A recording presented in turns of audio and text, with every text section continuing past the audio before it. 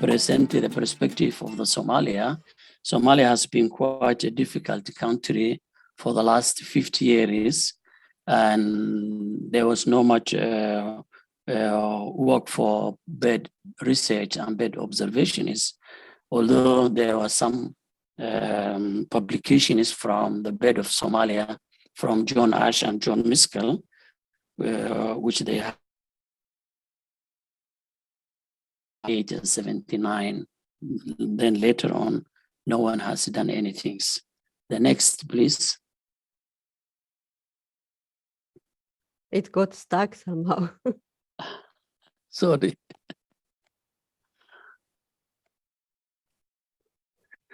Yeah, thank you again. The second, I want to introduce you one thing about the Somalia. Everyone knows where is it, but what I want is that to understand the complexity of Somalia, the population, land use, as well as where livestock population in Somalia. Somalia, we have longest coast in Africa. We have large resource of marine resources, but nobody knows how the fishing and how that resource are utilized. The country has a population about 17 million, they say 16 to 17 million people. And all of these people, they extract a resource from this small country, and they impact the biodiversity of that land, of this land. Therefore, we need to understand how this interaction happens in order to understand the problems they might cause to the biodiversity of Somalia. Next one. I started in 1998 after I finished my PhD in Germany to understand the bird population in Somalia.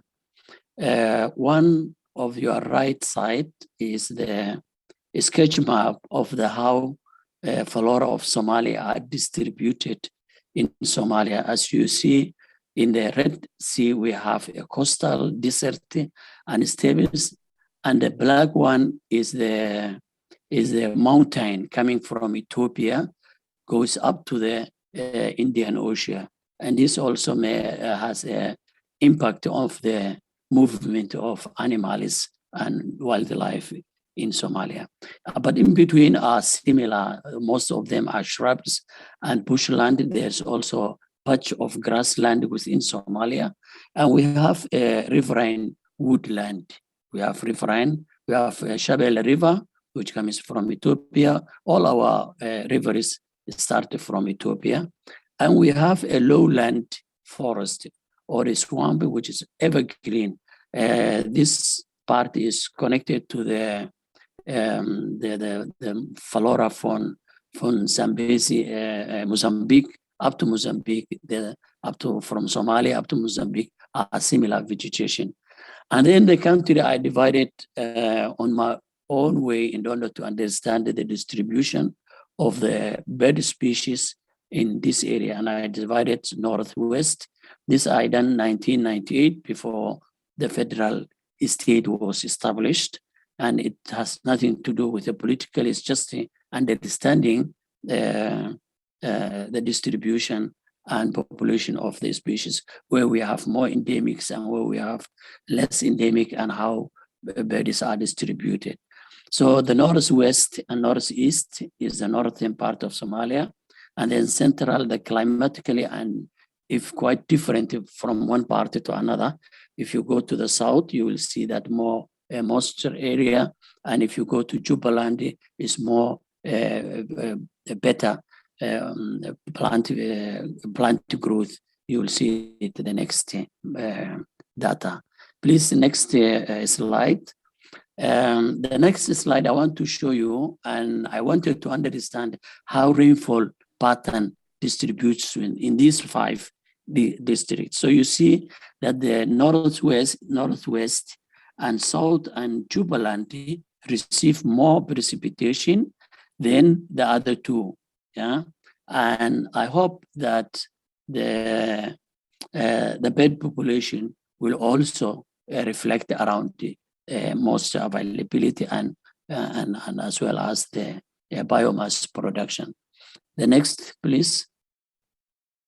The next is forage production. As you see, the forage production and rainfall pattern is a mirror of rainfall, and both of the three have more precipitation and more forage production per hectare than the other two. Northeast is the way we expect more dryness in Somalia. Next one. Well, and I started to study the birds of Somalia, the book of John Ash and Miskel, and then according to their distribution, I divided the birds into passerine and non-passerine. So what I saw and is coming is the same pattern of the rainfall distribution as well as the forage production. Therefore, we see that northwest and south and Jubaland have a more bed distribution, either passerine or non-passerines. And this central and in northeast have a small population of birds. The next one, please.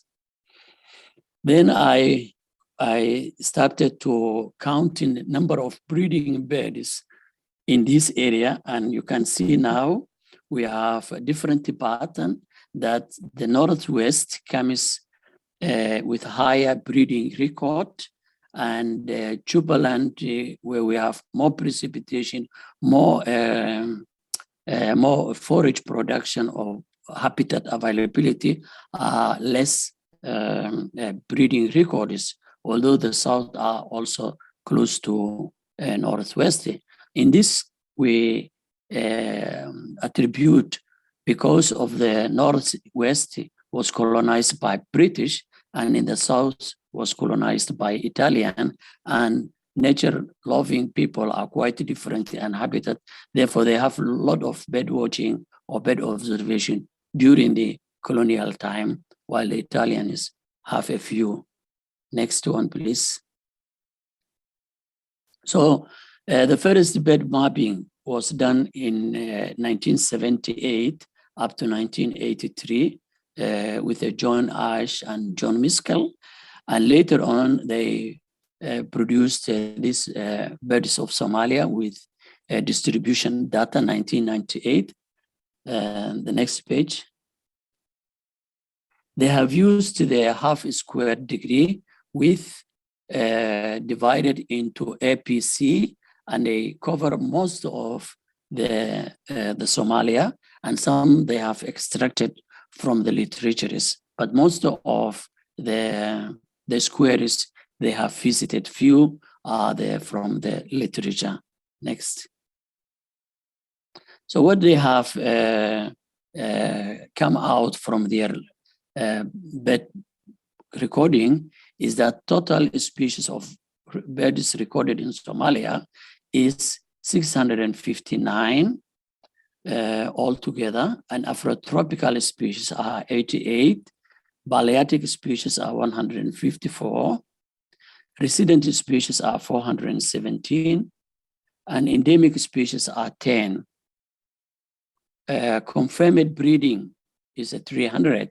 So you can see here the number of residents which are breeding in Somalia are still very small, but we need to try to find more records about a breeding species within Somalia. Next, please. We have only 10 species of endemics, although now Mirafra ashi or ash lark will be subspecies to Mirafra somalica. We expect that might be Putuo archery or archery's post that will be acknowledged that this species are not migratory and it's resident to the northwest Somalia, and it will be erected as species, but so far we have only 9 species, and the most of the endemics are larks, a group of the larks, and we have only other 3 species which are not larks. Next one, please. One of the endemic species for Somalia is Orsengeli linnet. Linearia jonensis is very unique to the Dala forest, where they have restricted movement in that area, and it's very sensitive species if they don't have a conservation or protected area in the Dala forest. Next one. Somali, the next endemic species is the Somali rock pigeon, Columbia olivea. It has been described in 1921, and we know only the record that this species is occurring in the mountain area and in there, but we don't have the population. We don't know how is the population, whether the population is decreasing, increasing, or whether they are impacted by change of the climate. All of these things are is missing from Somalia. All the endemic bird in Somalia does not have a population study. They have only distribution records. Next, please. And this bird with this Somali thrush is also restricted to Dala forest, and it's endemic to the Somalia. It's the same. We know only that the observation is from different points, but we don't know the viability of these populations, whether they are viable for the next 10 years to 50 years. We don't know. Next, please. And I wanted to show you that the Somali birds, they have large number of subspecies. One of them is Somali bulbul, which is unique to the Horn of Africa. Yeah, Biconotus barbatus somaliensis is unique to Somalia and is common if you go to the Somaliland, but in the southern you will not get this species. Next one.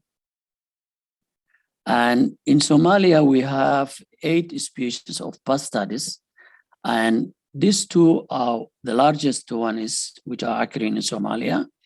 Your right one is Kori bustard is common for whole Africa in East African countries, but we share the Arabian bustard between Arabian Peninsula to Somalia. So geographically, Somalia are more or less related or have a connection to the Arabian or the Indian fauna and flora. Most of reptiles, we have similar reptiles, we have similar plant vegetation. Next, please. This one is a little brown bustard. It's restricted, it's not endemic to Somalia, but it's close restricted to Horn of Africa or Somali region in the Somaliland and Ethiopian Somali Ogaden.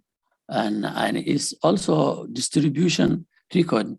We don't have any population study, but we can extract that whether the population is decreasing, the range is decreasing or increasing if we repeat the observation in Somalia.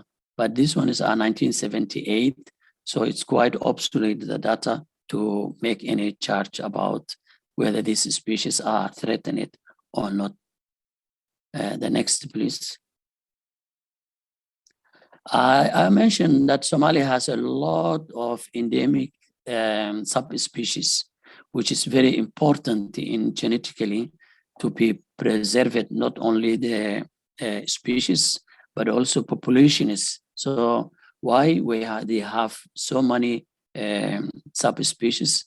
It's very interesting to study in biogeographically that Somalia was unique in an interglacial period, and it was very stable, and it was had not very cold ice age. They didn't have any ice. They were all the time free of ice, and therefore so many subspecies are there. This is the helmeted guinea fowl. Is common for East Africa, in Horn of Africa, but these subspecies are restricted to Somalia and Ethiopia. Thank you. Next one, please. Well, yes. The other things which I observed from there is the Theleka lark, which is all concentrated in the northern part in Somalia, not in the southern. The northern part, we have also this subspecies, Elioti, which are very quite different. Those are in southern part, and it's quite very important to see how these birds are unique in Somalia. If you want to see unique species for birds of Somalia, you have to come to Somalia and see it, because it's very important to understand the diversification of birds in Somalia. Next one, please. Well, even not only the Theleka lark, but also crested lark, we have unique species in Somalia, subpopulation, which is Galerida cristata somaliensis, and most of them are in Somalia and up to the Djibouti. In that corner is the north and west Somalia, are very unique diversification of the species. Next, please. Well, this one is unique and it's restricted to one spot in Somalia. It's called a rufous crowned lark. Is common for East Africa, but this subspecies is only in Qol Ali area in south of Hargeisa, where I photographed this species, and is very unique in that area. If you go, you will find it very quickly hopping around the grassland. It's mostly grassland and very plain, and this is subspecies very important to be observed and look their environment, since they are so unique and quite different from other species. Thank you. Next one. Well, it is also very important to know that the subspecies are not only associated with the larks, but also scaly papillons. Like this one is a subspecies Corolina. It was named after the daughter of John Ash, who was a unique ornithologist in East Horn of Africa, and he has worked a lot of time in Ethiopia and Somalia, and he has produced the volume, the book of Bird of Somalia, and he has done a lot of this information which I'm presenting now. It is from without his activity, we couldn't be able today to have such good presentations. Next one. And I want to take you back to 1991. Laniarus libratus, the only individual so far known from Somalia. I caught this bird in central Somalia. The upper one is a red carpet shrike, and the down one is a tropical poo-poo, and the middle one is Laniarus libratus, or a Pulopurtu poo-poo. But we published in 1991 without holotype on a basis of DNA, but they have been also rejected, and they said it is similar to Laniarus erlangeri, which is more in southern part, close to the border of Kenya. But this bird is very far in the north, in the central Somalia, and I have a doubt how these two species are related if there are a lot of swampy area in between these two species, and we don't have any comparative of vocalization, and we are looking to find again this species in Somalia and try to record and their voices and see if there are differences between Laniarus lipratus and Laniarus erlangeri, which are in the south. Next, please.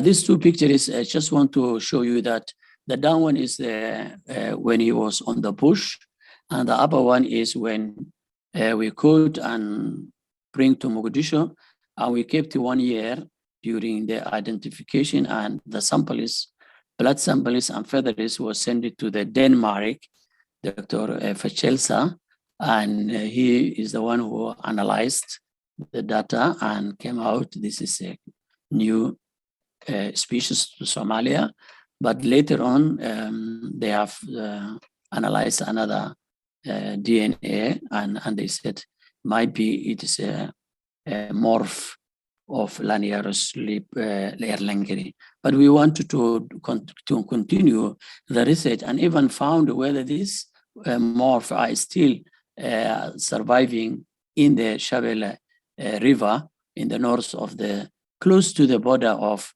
Ethiopia. Between Ethiopia, we have to look between Ethiopia and Somalia, Beledweyne, close to the border between Ethiopia and Somalia. There is where we caught this bird, and I hope if we have peace and possibility to conducting again surveys, maybe we will get new samples and then we can clarify what is the status of this species. Next one, please. This one is very interesting. Scaly chatter, as you know, we know Archaea ailameri. It was discovered in 1919 by governor of Somaliland, British ornithologist who was a governor in Somaliland, and it was known this species in Somalia. But in 2020, January, I found this picture. I photographed this bird again. And then when I go back to look at the bird and I found it, these two species are similar, but they may look quite different in morphologically. But we are now trying to see the DNA, whether they are genetically are quite different. And I'm working with the Museum Alexander Koenig, although we have such species in Ethiopia, Borana, subrace, and subspecies, and in Kenya we have also we have in Tanzania, close to the Tanzanian border, Mentalis. So we are now looking how to analyze these subspecies along the scaly chatter and come out whether the Archaea ailameri is separate from this group. And the research is still ongoing. I hope we will finish next year. Next one, please. And this one also is a question mark, which I have in Somalia. The Oriental skylark, it occurs in the Red Sea, in the Indian continent as well as Asia. But I found this one on the right, on the left side in a Red Sea, and I don't have any information right now whether this one is this Oriental lark which have crossed from the Red Sea, or there is more population of this species in that area. And I wanted to go back and do it more research in order to understand whether this individual or there are more population which have established and crossed from there. It's also a question mark we need to work in future in Somalia. Next one, please. We also do what is called a monitoring invasive species in Somalia. As you know, we have a problem of Indian house crow. In 1950, we had 4 birds which have released around the corner, Banderbele in Somalia. No, these this corner up between Red Sea and Indian Ocean where they meet. And later on 1988, John Ash and Miskell found it. That is also in Berbera. But today, after 30 years, we have a large population in Mogadishu, which is the southern part in Mogadishu. So we also need to understand where these population are coming from the north, or they are coming from Mombasa, Kenya, and we want to understand whether they are already infested along the coast of between Jubaland, Kismayo, up to this, or they are coming from the Puntland in that direction. So it's a research which we wanted to conduct with the monitoring of invasive species in Somalia. Next one, please. Well, we have some research intentions to do in Somalia. We need to update the distribution maps and reflect the current situation. As to Somalia, we do have a few monitoring or bird study in Somalia. And the museum wants to attract researchers as well as bird watchers in Somalia. Monitoring of breeding records, we need to confirm more record in Somalia because we have 400 above which are resident, but we wanted to know whether they are breeding and continue or birds are already disappeared because of land degradation and climate change are taking a toll in Somalia. We want to also assess the raptor species in Somalia, very important because of raptor population we have in Somalia is very high, particularly in the southern part. And we need to understand how this, after 30 years or 40 years, how they look like if the situation allows. We want to also to do some climate change impact on insectivorous and waders in Somalia. We experience consecutive dry seasons, consecutive for 3 to 4 seasons, and how that climate impact on the arrival of migratory species within the country, and we need to understand it. The other thing is Somalia is the least visited by ornithologists, and there is a potential to discover new species, hunting for cryptic species in Somalia. It's very important. So if anyone wants us to come to Somalia, we are open now to work with the museum and organize any kind of research or any bird observations in Somalia. Please, next one. This is a French summary. Let me give it a few minutes for people who are French speaking.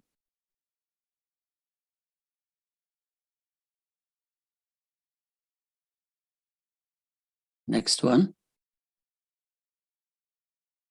Yeah, thank you very much. That was my presentation, and I hope I had contributed some knowledge from the Somalia, and I hope I will reach more people, and this is a networking to get a more interaction with the international group.